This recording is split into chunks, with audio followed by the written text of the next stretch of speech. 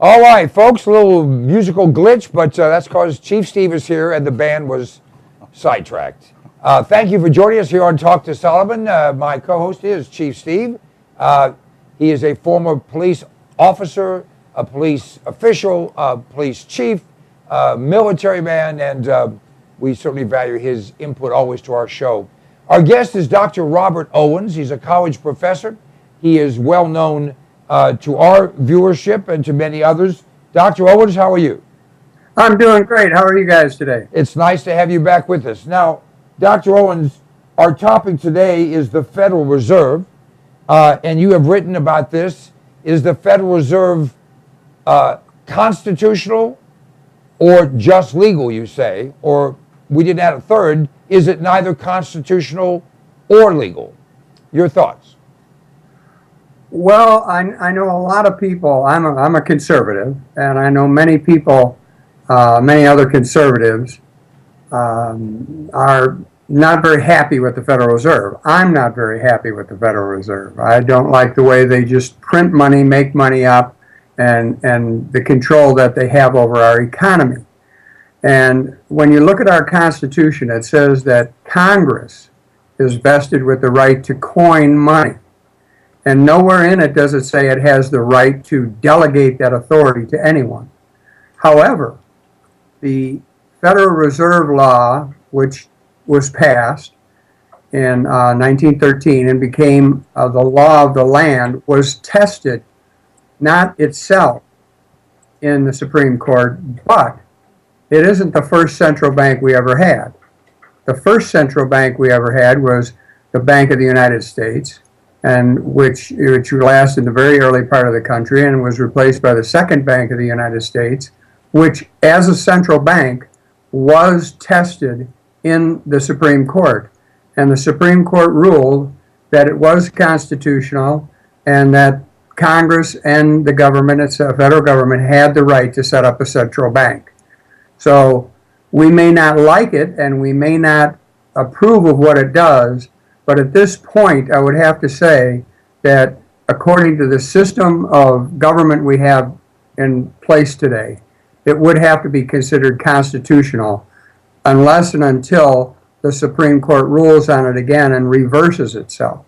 Now, Doctor, let me ask a question here. When, in fact, the Central Bank of the United States was created, it was a combination of private money and public money, I think some $10 million, if I remember right, that was put in. And in essence, the public and private money gave, quote unquote, joint control and ownership to that, quote unquote, bank. The Federal Reserve, as it's constituted today, there is no public ownership. It's all privately owned, even though there is, quote unquote, public ability to appoint governors. And in fact, we have a private entity that has never been audited, and no one has any idea how much they control, and further, they've never been taxed, even though they're a private entity. Could you comment on that? You're 100% correct.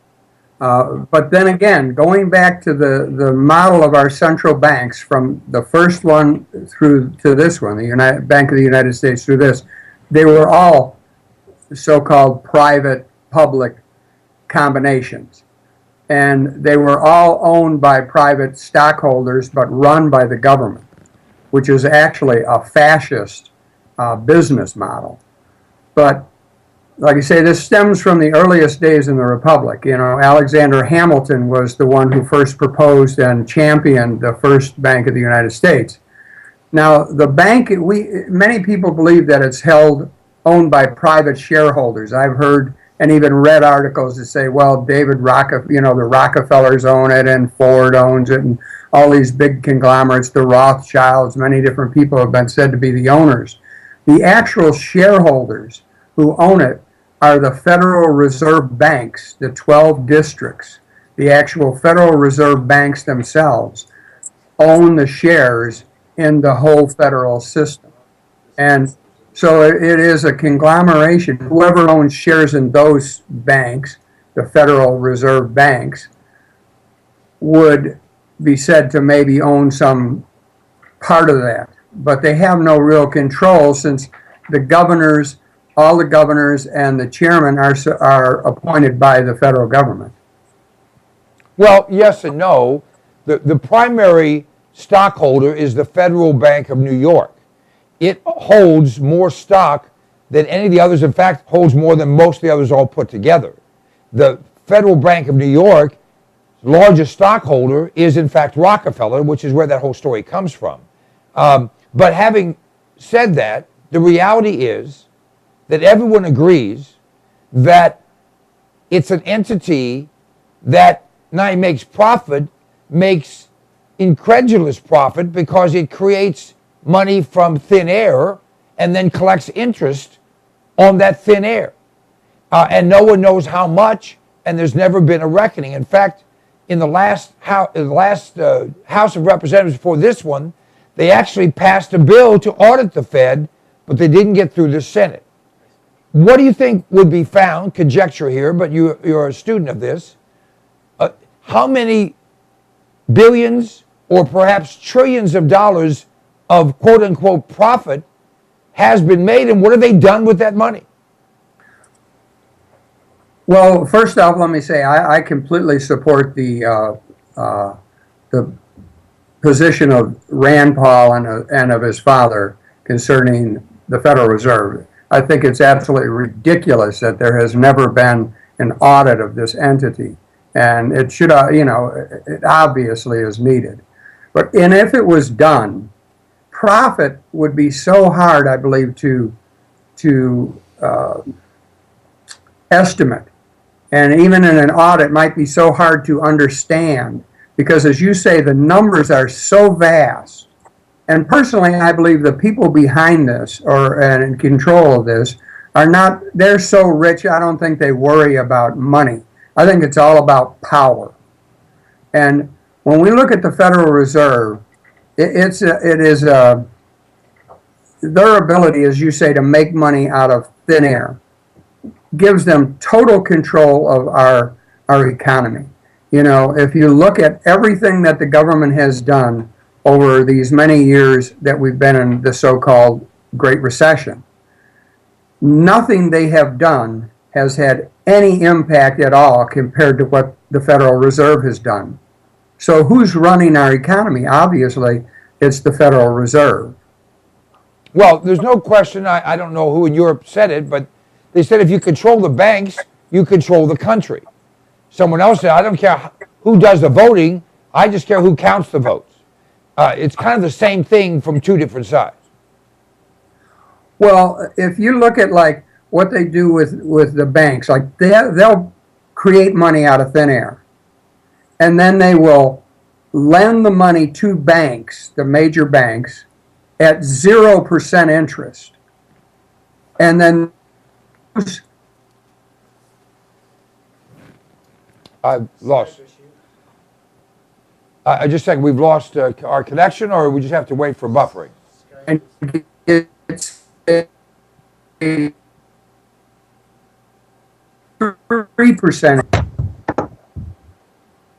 Are we working now? Yeah, we're just getting there slowly. Okay. Go ahead now. Okay. Technology is wonderful. It's what the bank uses nowadays to make money. But as I was saying, they create this money out of thin air.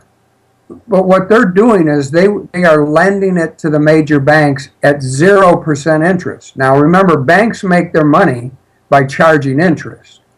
So they're not doing this to make money, since they're lending it at 0% interest. But what the major banks do then is they're not taking that money and putting it back into the economy. They're buying treasury bonds and getting a 3% interest. So they're getting 3% for borrowing money, basically. Well, that's the infinite return. If they're paying nothing, then if you'll give me 3 cents on every dollar I put up, and I don't even have to put up the dollar, it's just someone else is putting up the dollar. Well, then when you take $1 trillion, how about 40 trillion? How about $1 zillion? Because it's pure profit. Now, you say the Fed's not making money. the Fed has to keep the economy going or their scam ends. So this 0% interest hasn't always been that way. This is relatively recent, right? Well, yes, since the great crash. Now, what they're doing here is actually monetizing our debt. You know, they don't want to just come out and say, okay, we're just going to print money and use that to pay our interest to China. Hello? Yeah, well, monetizing the debt, explain that please, doctor, because some people don't understand what you're talking about. Well, like I said, they don't want to just, pure monetization of our debt would be to say, okay, China, we owe you, $500 billion or whatever. We're just going to print $500 billion and mail it over to you, and our account is settled. Because if we did that, the dollar would crash, and no one would want to lend us any more money, and no one would want to accept dollars anymore. So they can't do that. So what they do is they say, well, we're not just printing money, we're selling treasury bonds to cover the money that we print. And so what they do is they print the money, then they give it to the banks, and then the banks buy the treasury bonds. So it's just a shell game to make it appear that we aren't just printing money to pay off our debt, because that is exactly what we're doing. We're printing money to pay the interest and to keep the whole shell game, the whole house of cards up. But people need to understand, Dr. Owens, that the reason we owe China, and it's over $1 trillion, is because they did give us money. They did lend us money. We gave them treasuries in exchange for that money. That's now, exactly right. Nobody, not China, not England, not Holland, who bought a lot of it, no one wants to lend us money for our treasuries. So we put out treasuries and we buy them back ourselves through the other banks, however we do it. So in essence, even though we owe them $1 trillion, if they ever want to collect it, we're going to pay them with money that we just created out of thin air, which means their $1 trillion is now worth $100 billion, if that much. That's why they're not making any demands. They won't get anything. Exactly. And this is funny to me because about 4 years ago, I wrote a column, and I wrote that I had the answer to our national debt. We would just buy our own treasury bonds and fund everything ourselves. I said it'd be like having a MasterCard that you charge to your Visa and then charge that to your Discover. And when your MasterCard was overdue, you just get a cash advance on your Discover and pay your MasterCard. How could that ever go wrong? And I wrote it as a tongue-in-cheek, a laughable thing. And basically that's where we're at today. And you're exactly right. That is why China nor anyone else is standing in line to buy our bonds anymore, and why our bonds are being bought by our own government. It's a total travesty of the idea of sound money. All right, now, let us, Chief, did you want to throw something in here? Yeah, I have a tremendous headache from hearing all this. But what really my mind has wandered a little bit, and I think about all of our poor kids in school who are being taught. I can't hear you very well. Is my mic not working? Go ahead. You go ahead. All right, we just have, it's on, okay.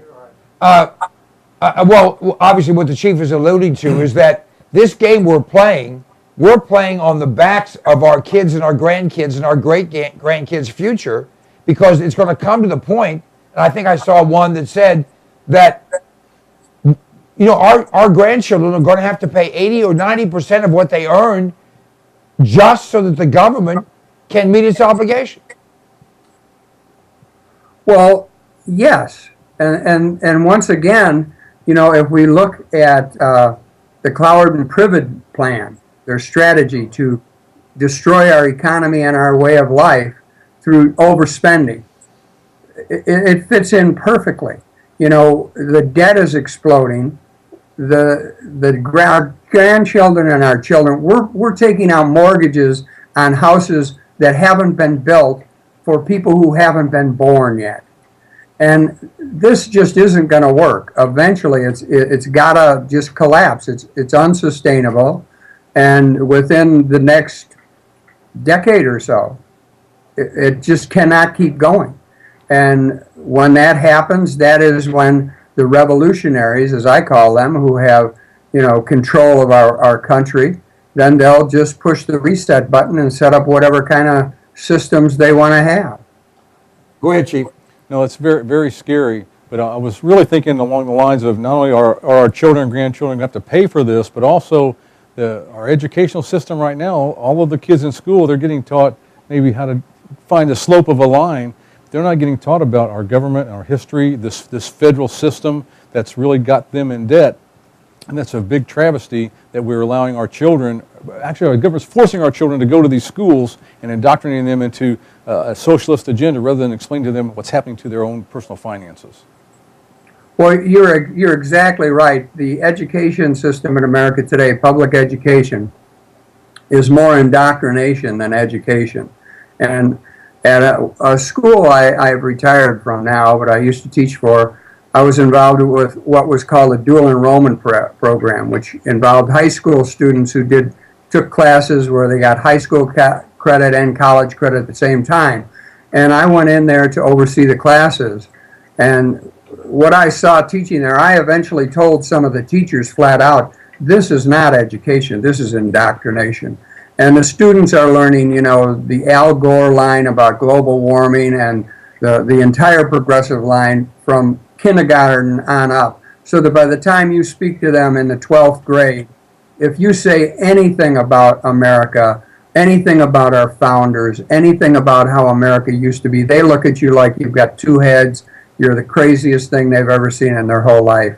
And we're just turning out generations of people who don't know how our government was founded, don't know our history, don't know what we're supposed to be, and are just being taught what some, group wants us to be. Now, we are seeing a lot of things happening, Dr. Owens, that are frustrating folks. One is we're seeing young people suing colleges saying, I paid a lot of money, I'm in a lot of debt, and it has no value. We have people who have gone to law school, people who have gone to medical school, people who have gotten, good degrees as opposed to the history of sex in the mosquito population, and they're saying there's nothing out here for me, and I'm $100,000 in debt. Now, there's a lot of people waking up to that reality.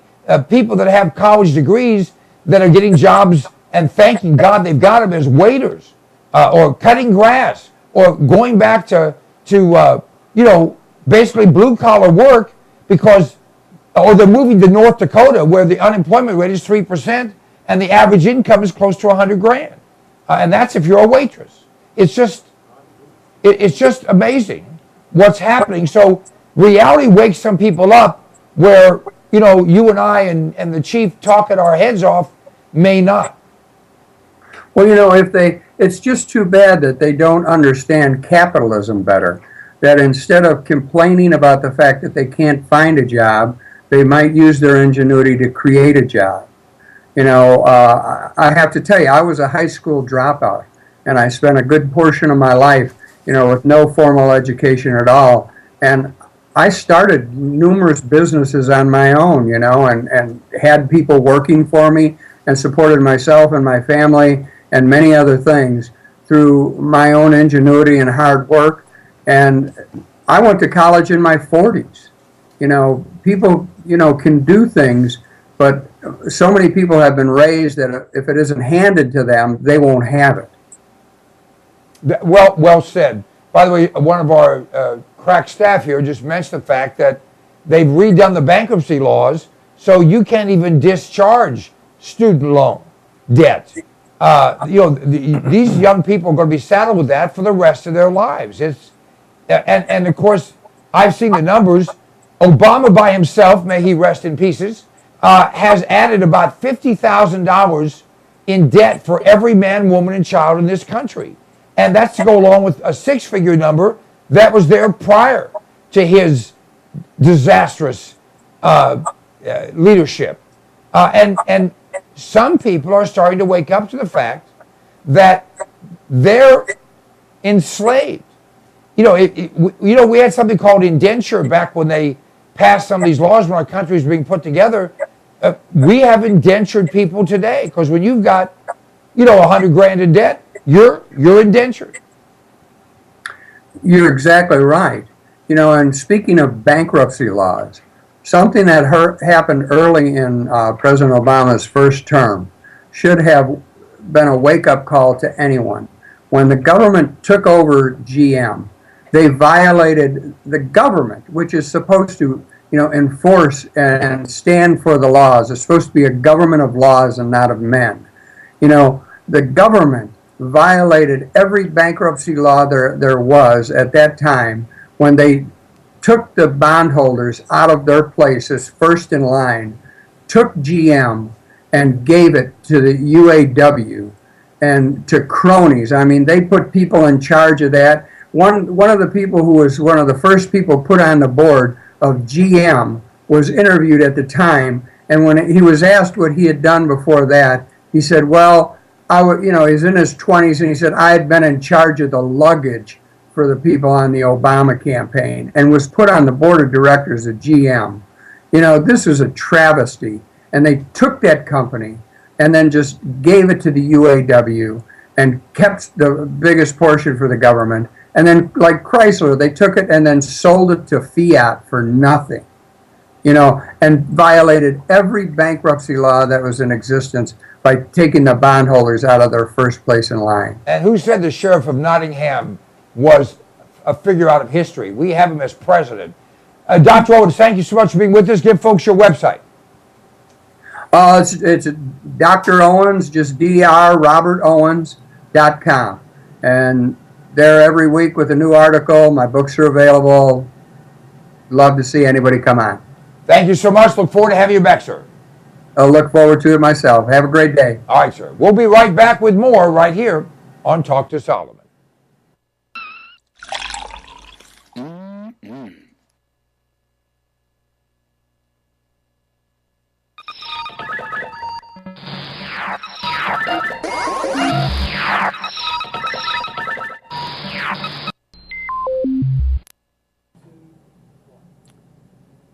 Do you like being healthy?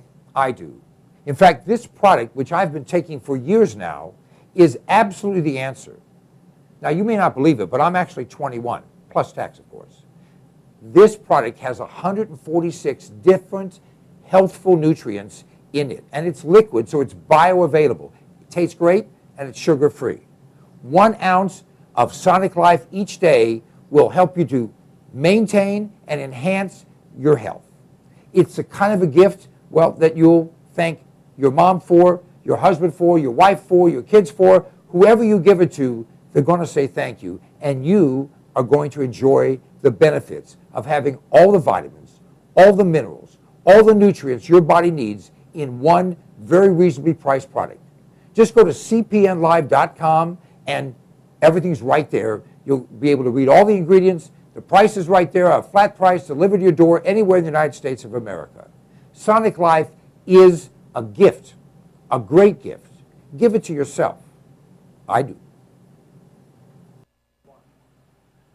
Hey, my name is Stan Solomon, and you know if I have something to say, I'll say it. And I'll only tell you the truth because I'm a Republican, not a Democrat. Democrats always lie. Republicans only lie half the time. I don't lie at all. This is the Fuel Mule. It's an extraordinary product that was developed by a friend of mine, an engineer, and it increases the fuel mileage on your vehicle.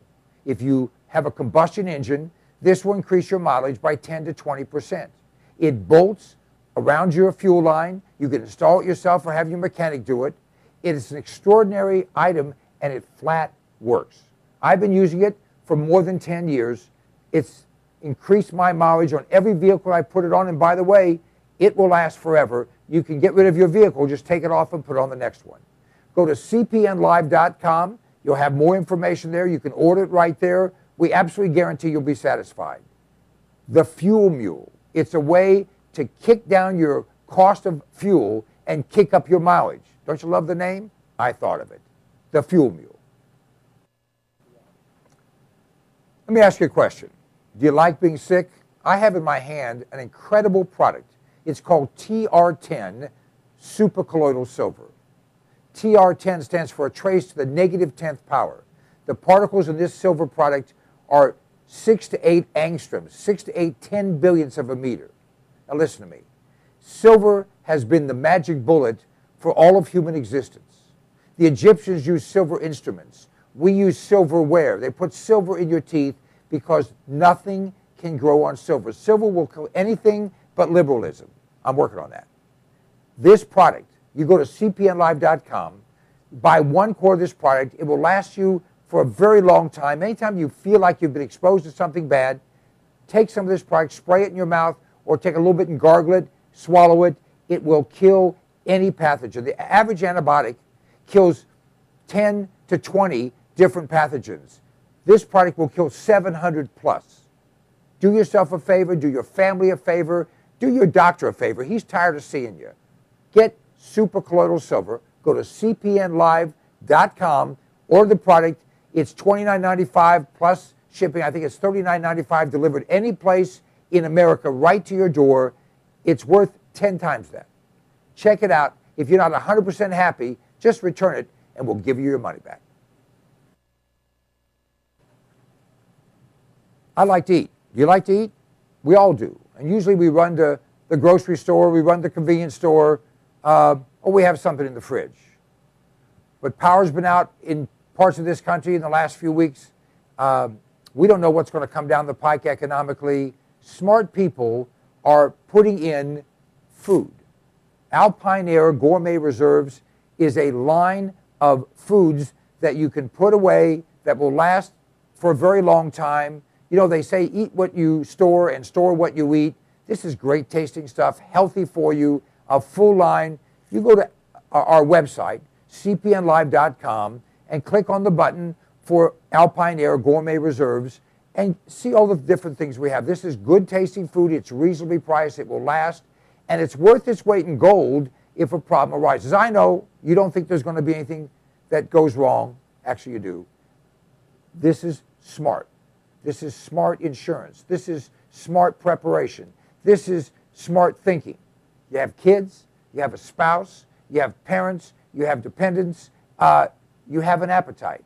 All those things can be addressed by a frugal but smart investment in Alpine Air Gourmet Reserves. Try them out. You will be tickled to death with the taste of them. You know what? In many cases, people start to eat this and they think, heck, this tastes better and costs less than what you're going to the grocery store to buy. cpnlive.com, check it out.